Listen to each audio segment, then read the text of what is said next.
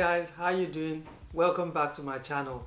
Today I'm going to be sharing 5 ways that you can develop a business idea to start your own business. Now a lot of us struggle with coming up with ideas. So if you want to find out what those 5 ways are, keep watching. So the first one is actually looking at yourself, and this is to do with your passion, things that you enjoy doing. So when we look at passion, people talk about passion to profit and all that, but how do you find out about what you like? Now this is one way of doing it.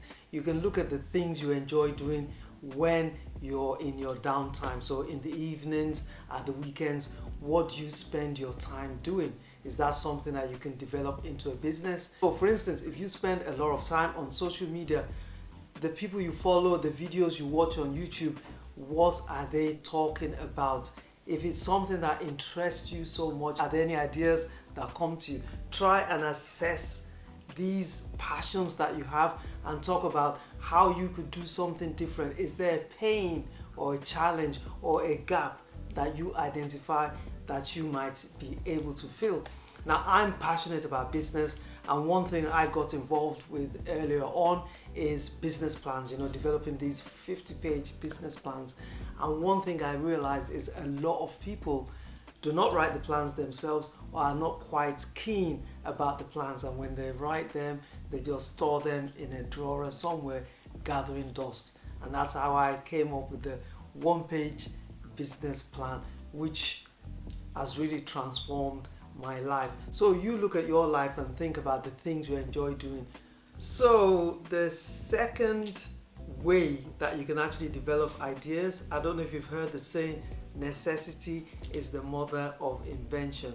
Now this is also looking at your own environment and seeing the things that bring frustration to you or to the people around you. Maybe something you use at home, your community, when you shop. It could be a product, it could be a service. Are there any gaps or challenges with what you use? I know a lot of us see things and think, oh, this could be done better. But how many of those do you actually sit back, study, analyze, do some research, and see if you can actually turn into an idea? Now, a few people have actually turned their challenges at home into profitable ideas. Now, I don't know if you know about this Anyway Up cup. So this was a mom who was feeding her child at home, and she realized that the bottles leaked. So she came up with this cup and bottle. So now when you feed your babies, they don't leak. Now this is one. There's so many others, and there are countless of examples of that. Every single day we're surrounded by opportunities for us to develop something new. It could be a challenge, it could be a gap. Remember, new ideas don't need to be something brand new. It could just be you developing or adding something. When we look at the iPhone, the iPods, Apple did not develop these products. They were just innovative. They came up with something that looks nice and sexy. Over to you guys. So is there anything in your immediate surroundings that's giving you frustration that might inspire you to come up with something different, something new? So number 3, and this is to do with your work environment. Now most of the time we actually take for granted the experience and knowledge we have from where we work. So this could be a place we're working now, or the place we've worked before.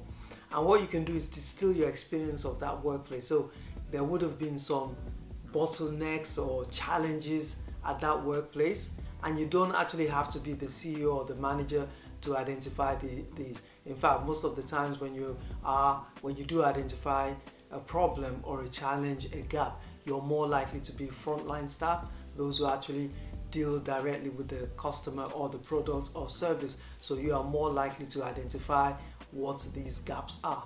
And research shows that 57% of CEOs actually got their idea from a workplace. So try and think of some of the problems you might have had at work and see how you can turn that into money. And I talked earlier about my one-page business map and how I derived that idea by working with my clients and seeing that the 50-page business plans were not working for them. They put it in their drawers and it was just collecting dust. So I came up with this one-pager which is easy to use, and you also can actually use it when you're thinking about your idea. So there's a link to that below. Could be something as simple as your business only caters for large businesses and have left out a segment of the business community, maybe small businesses, and are not able or don't service that, you could buy products from your company and service that segment. And that's actually how my dad started his business. He was working for a chemical company and realized that they were only serving the big boys, so he set up his own business. We grew into something a bit bigger. So this fourth one is to do with traveling. A lot of us travel, right? We all like to travel, but when we travel, do we actually see things? Now we can all look, right? We all have the ability to look at things, but do we see?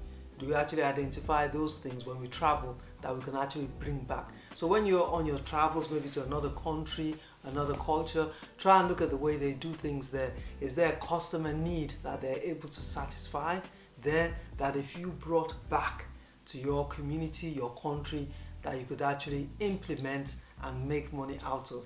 Now, I don't know if you know about bubble tea. So bubble tea was from Asia. People went to Asia and were able to bring that back to the UK. Also the sushi, can't remember his name, I'll get his name, the sushi chain, that was also an invention that was seen in another part of the world and brought to the UK. And I'm sure that there's so many others like that. So as long as it's creating value and you think the customers are ripe for that, definitely bring them back. And it's good as well if there's something similar already in place, so you're just tweaking it, because remember, if the idea is totally brand new, you might have to spend quite a bit of money marketing, not marketing actually, educating and then marketing, and that costs quite a bit. So now we've come to the final one. This is the fifth one.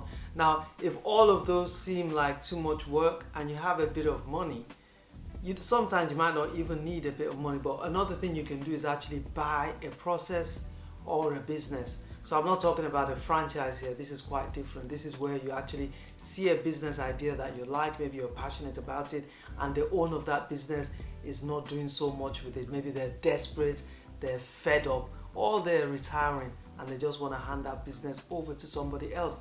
This is something that you can buy into and help grow the business to another level. And remember, some entrepreneurs are good at starting businesses, but when it comes to growing it, they're not quite that great. So if you look at businesses that we know and love, McDonald's started that way, so they bought the business from the original founder. Starbucks was the same way. And it's not even just these bricks and mortar businesses.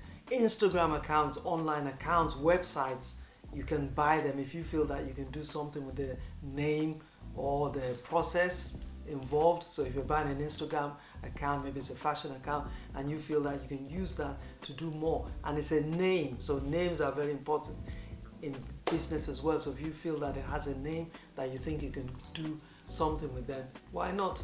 I'm talking about names. Yes, Apple actually bought iCloud for quite a few $1 million, and Tesla, when they actually started, they didn't have the Tesla domain. They actually had to buy that from the owner. So yes, names do cost quite a bit, and if you find a name that you think you can do something with, then definitely buy the name, buy the process, buy the business. So that's another way of coming up with your own business. I hope you found those 5 ideas useful. If you have any that you would like to share, please leave them in the comments below, and I'll be back next week. Have a great week ahead. And please don't forget to like, share and subscribe for more videos.